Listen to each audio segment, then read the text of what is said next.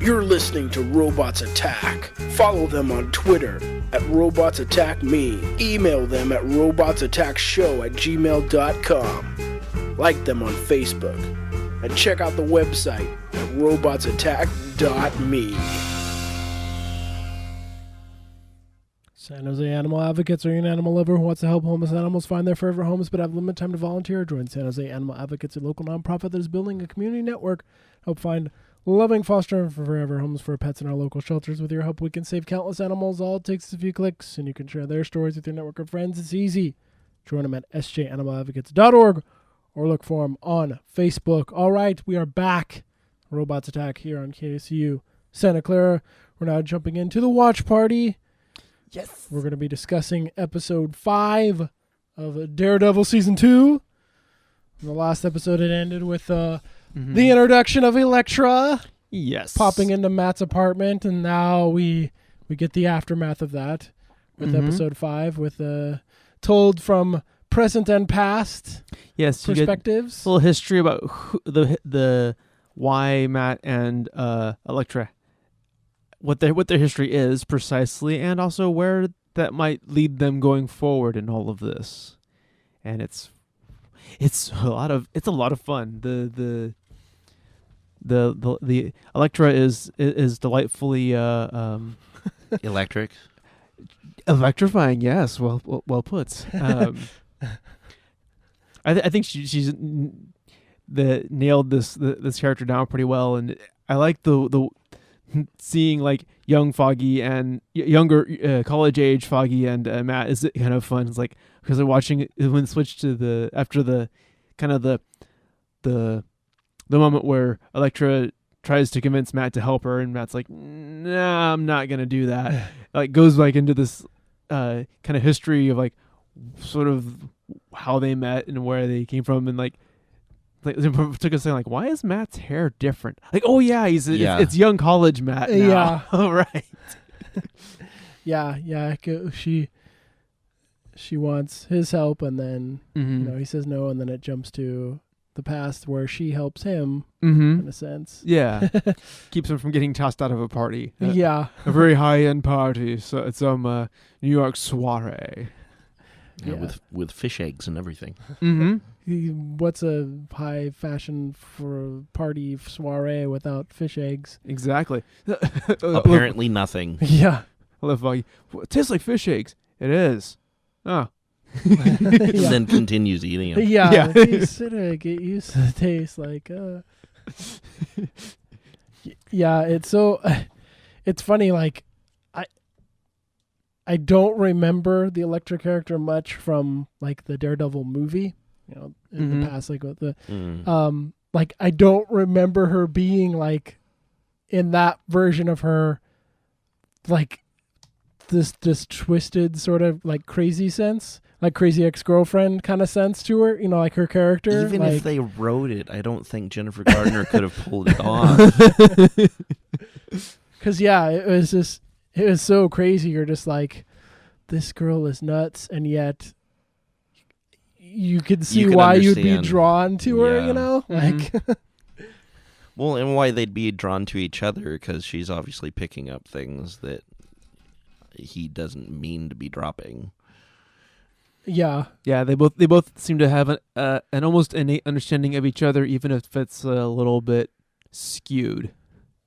And it is fun, like watching them like play off of each other in terms of like personality types. Yeah. It's interesting though. Like they still, you get this episode like introduces Elektra and like a little bit of their history, but not like there's clearly more, because there's still, the whole sense of he in present time he doesn't want to really have anything to do with her. And you see these flashbacks and you're starting to wonder like why. It's like, it's definitely setting up, she's got that crazy streak to her, but there's clearly something that he's just like, no, I don't want any part of this.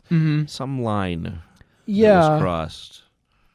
And then, we find out in a sense that, she found the guy who's responsible for his dad's.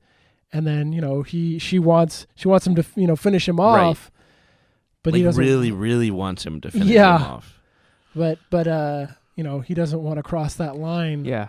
But it's still like there's still a mystery to her because there's still more to it. Like this isn't just like, okay, this is all their thing. There's clearly something else.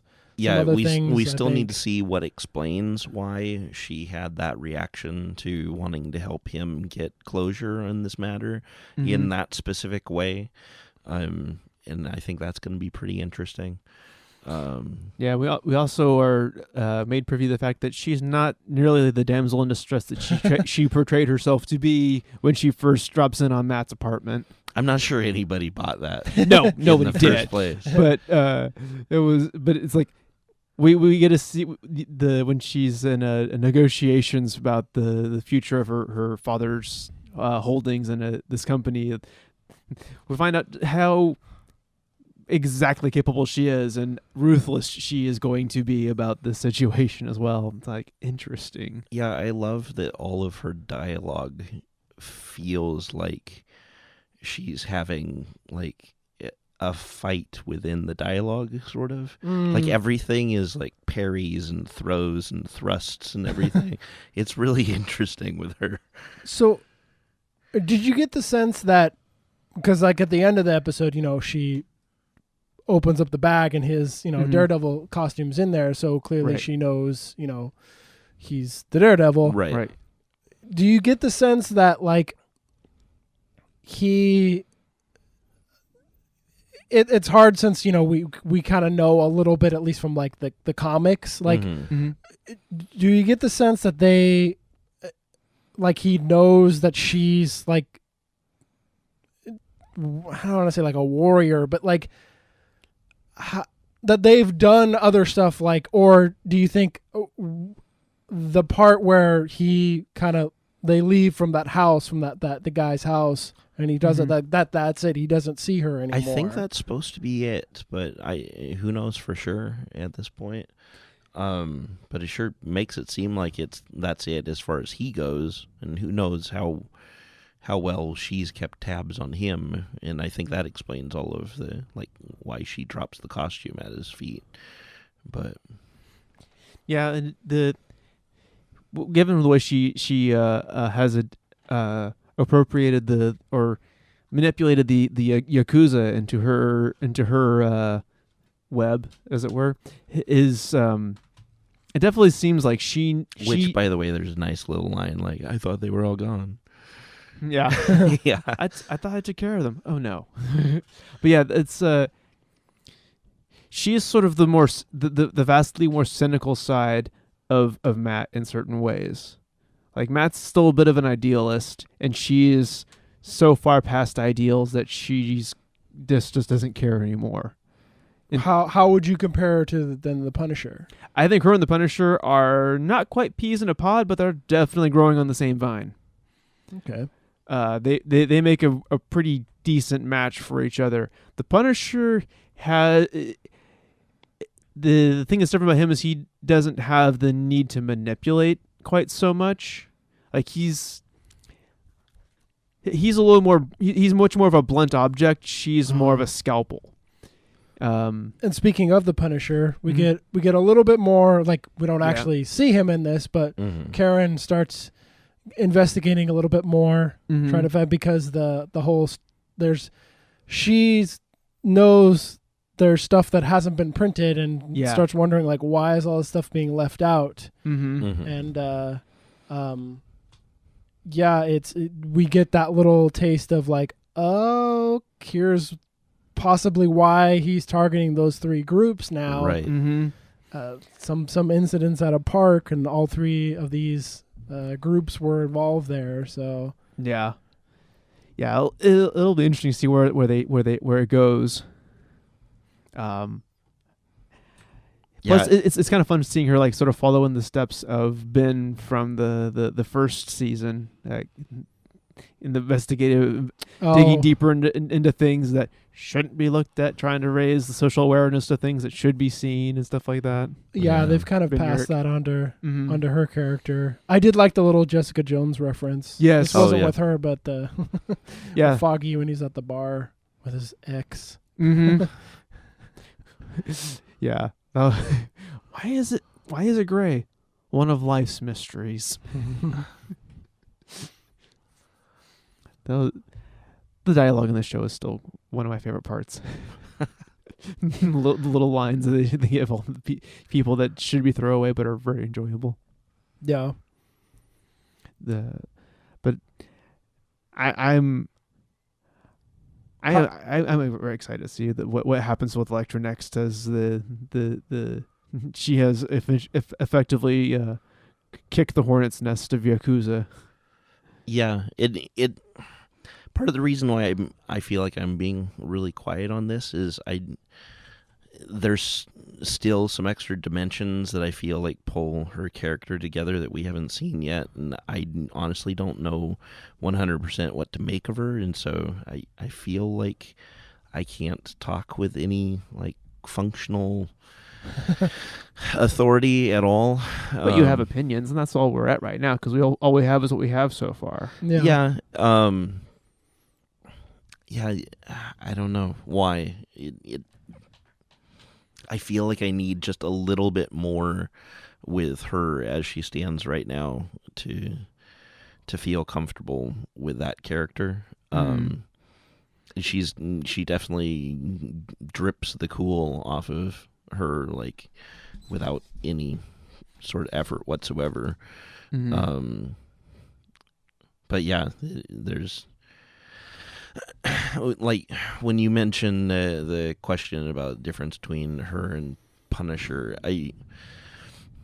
I'm not sure like manipulation is necessarily the thing. I feel like with the Punisher, what drives him is just like kind of outright revenge, and that seems to be even more clear at this point now that we know about the merry-go-round. Mm-hmm. But with her, because we don't necessarily know what makes her tick yet, it feels really awkward at this moment. But it doesn't feel like, it feels like revenge might have something to do with it, but that isn't what burns inside of her. It's almost like it's a guilty pleasure to help somebody else get that, which is why she seemed like really happy to help him hunt down that one guy. Mm-hmm. But the way that she looks at the world is so just cold in general. It's almost like, well, it's almost like a Batman scenario. It feels like, because it seems like for her, it's not an option, that she can't get that feeling, but she's more than happy to give that feeling to somebody else. But again, this is just from lack of information. So Yeah, because there's something about her, like she wants it, like when she was smashing the glasses, she kept smashing. She's like, I forget her line is, something like, take me, like something like she wanted Matt to like grab her, like, so there's something about her personality that's like, it's like, I don't almost want to say the whole, like, the thing about like, she's bored, quote unquote, but she definitely seems to get like a kick and excitement out of sort of the unexpected, but like what could happen. Yeah, it might be like the other side of the coin of bored or something like that. I can't. Yeah, because I wouldn't say it's bored. It's just there's something about her. I think she likes that sort of thrill of like what could happen on that other side. What like it's almost like she's throttled up the thrill so far in her life that she doesn't know where to go from where she's at, or something like that. I don't know. It's interesting. It's kind of fun. Yeah, she definitely seems like a bit of a thrill junkie. Yeah, the excitement of stealing hot sports cars. That'll. Mm-hmm. I'd think that would be a thrill. I haven't done it personally. I hear it's probably a thing. If the needs for speed games have taught us anything, it's definitely something to do. Right. But she's definitely not like.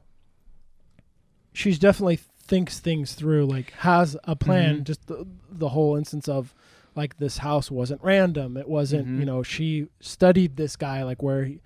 She knew he was going to be at this place and. Mm-hmm. So it's not just like by happenstance. What she does, like she seems to definitely have a plan for things, but she does leave that element of what could happen, but she has a plan, like just from the Yakuza meeting, the house, and she has she might not have all the steps planned out of her plan, but she's got enough set up. To get it rolling, and then it's like okay, because she's definitely nothing's random with her. Like it's all very calculated. Yeah, like there's, okay, I take that back. Like there is some randomness to it, but it's not all random. She's not just like, all right, this is it's when there's a goal. Mm-hmm. She definitely has her mind set on okay, this is how.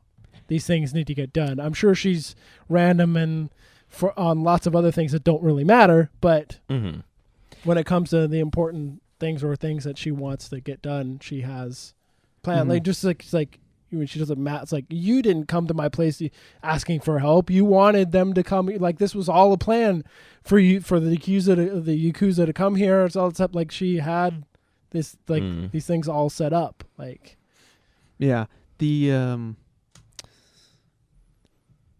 and that's where it's like somewhere between manipulation and it's almost like she's trying to create a sense of control over her own destiny while still leaving it open to a certain amount of chance. Like she wants to be on that edge of can I actually pull this off and survive this, or can I make this all happen and get through it. I don't know. Maybe that's where I see like you're like trying to not so much manufacture, but bring elements together. Sort of, it's almost like cooking. You're bringing together different ingredients, trying to create a single, trying to create an event, which would be whatever course of the meal you're making, and the event course brunch. Yes, sure. Brunch is my event. Spam. No, but And in that she's like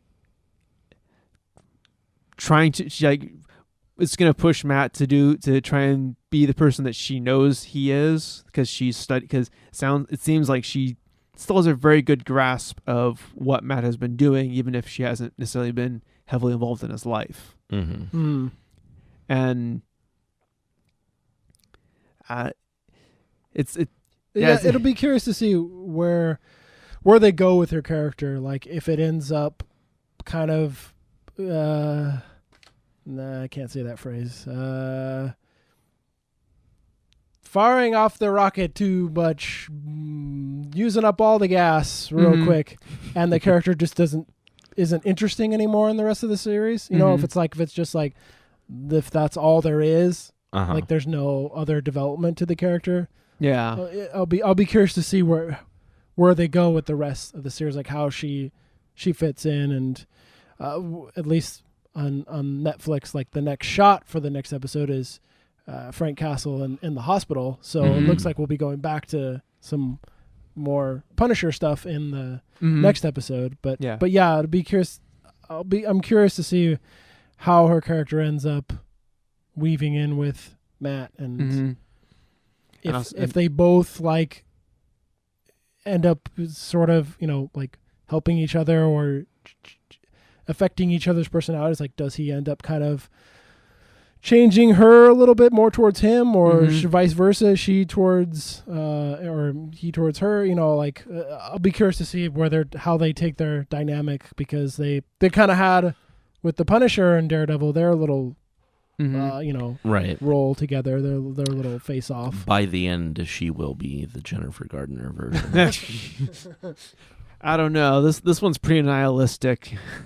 I'm not sure we'll get her back to that amount of warmth and humanity anytime soon.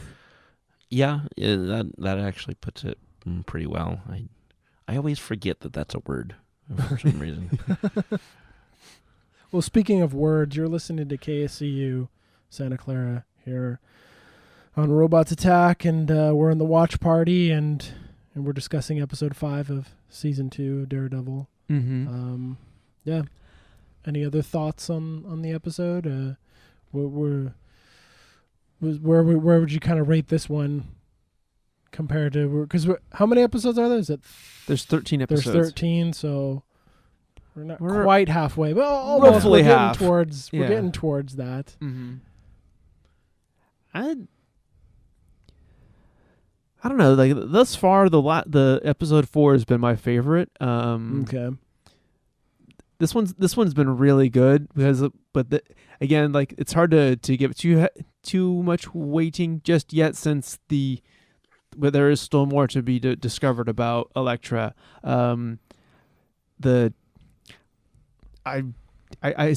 am constantly surprised and delighted at how much they make me want to watch the next episode the second the last one ends. Yeah, they've been nailing that little cliffhangery thing of just, last episode. It's like, yep. Oh, there's Elektra. And then on this one, her lifting up the mask to cover her face was like, that was a nice little period at the end of that. Like, oh. Yeah. Stuff's about to happen. Because they could have, it's like they could have ended it right, like when she, unzipped it, the bag, and, you see the Daredevil helmet and the matte look. But instead, they did it on a shot of her lifting up, covering up her face. I thought that was a cool choice of just ending it. Like, whoa, okay. Yeah. And also, like, her, like, that whole exchange between her and Matt, and she's, like, completely nonchalant about everything, including just like, oh, you're still talking? That's fine. I'm going to go get dressed into my ninja outfit so I can lay some smack down. We're like, what is she doing back? And then, like, you get a glimpse, like, just a glimpse of her, like, of a shoulder with a black and red. Like, wait a minute. Wait a minute. She's gearing up. She's getting ready. Something's going down. Mm-hmm. Yeah, so, Jason, thoughts? Final thoughts? It's just odd to see you, like kind of silent about that. It's probably not one of my favorite episodes. I think that's the main thing right now. That's the... And it's setting up a lot of things, so that makes it kind of expositional, kind of. Yeah, it's kind of... It falls about the same place as the first episode of the season did. But the first episode set up a lot more interesting things to me. I have a hard time seeing how much more interesting it can go from here. That's probably the biggest thing for me. Okay. I really want to like Elektra a lot, but so far it's not doing anything. She's pretty far from what you would call humanity right now, so her doesn't usually stop me. Yeah. What is it about? I mean, to kind of wrap it up, but what is it about her character that it hasn't kind of piqued your interest? Like, well, I mean, it's kind of like me mentioning early in the Jordowski thing how he kind of reminds me of like Luffy from One Piece. Oh, okay. It's that series. It has moments where it shows you a character and you're like, I really don't care about this character at all. And then it comes around and shows you why that character, like what makes that character tick and where they're from and so on. And that's where it hits you and it all clicks into place. And I feel like we're waiting for that. And so right now I'm just kind of stuck in limbo. But it's so difficult for me to see how it could click into an exciting place other than just even more ninja. So that's kind of the place where I'm stuck right now. But yeah, I think all of the acting is flawless. I think all of the stuff that the series has done really well up to this point has been done really well in this also. Minus, I wish that they had another like foggy fun zone area of this episode. Maybe that's what I'm missing too. It feels like this episode was really dark, really dour, and really manipulative. So maybe that's all there is to it. Fair enough. Joe, final thoughts? It's very dark. Yeah. I would. I would Darker than vigilante gunning down people. Oddly enough, yeah, that's how weird is that? Well, yeah, it's definitely more sort of, I guess, character. But I'm interested. Like, just to I guess what drew me a little bit more was just that it's an interesting, like, I'm not super familiar with the character of Elektra, so this is just like an interesting kind of take on her. Like, I was curious how they were going to portray her, and I like this sort of like crazy like ex-girlfriend kind of thing. And you can see how it would be a fairly seductive trap, because she is interesting. But you want to know more about her. Yeah, I would say a moment that we didn't mention that I thought was really good was when Karen and Matt actually went like on their date, and they arrived at the first place they had dinner. It was really, they did a really good job of like, wow, this is really awkward between them. But that's what it was supposed to be, awkward. Like they were supposed to be awkward with each other, and the situation was supposed to be awkward. You're just like, this, I don't think it's gonna work between these two. Like, this is just really weird. And then it's like, I'm not comfortable at this kind of place. Can we go? And it's like you start to see the Elektra kind of stuff that tinkled, and then when she takes him to that like the Indian chili restaurant, pepper place, and then it's like, okay, they're back more in their element, and it was a nice little like, there you go. There's, you know what it probably is, that chili pepper restaurant moment right there, that probably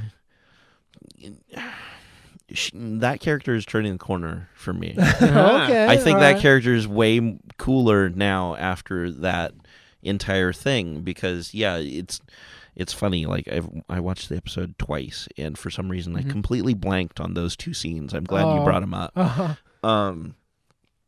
But yeah, once you put them in sort of their safe zone, it lets their characteristics like really shine really well. And I mean, not to mention, I just love that setting, like that completely garish, over the top. I want to go to that Indian restaurant like so bad now. That's pretty neat. I was just like, oh, that's kind of cool with all the lights like up there, like right. And just how she explained it was so perfectly. It was so on point. I dare anybody to explain it better than that, but it was just a really awesome moment. And so you pair that up with like the new Trouble Girl, and it really does give you kind of like the darker side of the coin. It's like, well, he could go with this, and this could be interesting, and it would fit his character a lot more as far as his nightlife, but he's starting to be more interesting as a normal human being now. Yeah. And so to see it shift away from that is kind of troublesome. Which I think is intentional. No, I don't think it is. I don't think it is at all. That's why I forgot the entire scene after watching it twice. They didn't want anybody to remember those scenes. Of course not. Well, here's something, though, that's easy to remember. And you should remember. You can join the San Jose Institute for Contemporary Art Sunday, May 15th for Talking Art, artist panel discussion for a stimulating conversation with artists featured in Democart. The panelists will discuss their work and the issues explored in the exhibition. Independent curator and writer Christian L. Frock will moderate the panel. For more information, visit sjica.org. Alrighty, well, I think that'll do it for episode 5 of the season 2 Daredevil watch party. If you tell us your thoughts, your feelings, what do you think so far? Tell us how wrong we are. Yeah. Tell us how right we are. Tell us exactly, or how in the middle neutral you are. Yeah. Or are we way off base and you want you have your own thoughts? Yeah, Go completely internet firestorm on us. It could be fun. Yeah. Be interesting. Cool. Just no spoilers, because Please. the idea of the watch party is that we're watching an episode a week, so that you can watch it with us and discuss it with us, and then that way it doesn't affect any of our, like, if we had already watched the series, we'd kind of know where, possibly where more about the Elektra character and more about these things, and so it kind of would defeat the purpose of the discussion, the whole idea of the watch party. So yeah. Right. We all want to be on the way same page in this storybook we call Netflix. That's right. Netflix is Daredevil season 2. Yeah. So yeah, definitely hit us up, let us know, and participate. We're going to be talking about episode 6 next week. Yes. All right, that'll do it for the watch party. We'll take another music break, and then we'll come back with new releases and the news. Yay! So more Robots Attack here on KCU Santa Clara. You're listening to Robots Attack. Follow them on Twitter at RobotsAttackMe. Email them at robotsattackshow@gmail.com. Like them on Facebook. And check out the website at robotsattack.me.